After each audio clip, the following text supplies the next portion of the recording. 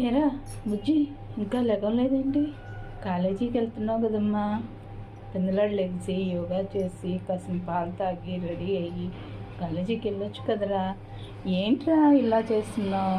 కాలేజీలో జాయిన్ అయిన కానీ నుంచి ఈ రకంగా నన్ను వేధిస్తున్నావు ఏంటమ్మా? బాబా బాబా, స్కూల్కి వెళ్ళినప్పుడే బాగుందిరా, చెప్పిన మాట వినేవాడివి. ఇప్పుడేంట్రా ఈ రకంగా తయారయ్యావు?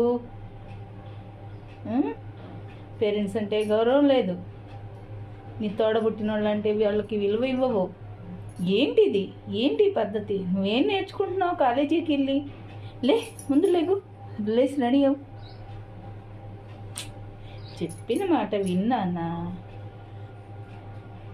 ఈ మధ్య మీ నాన్నకు కూడా ఎదురు తిరుగుతున్నావు నువ్వు. అలా తిరగకూడదు కదా.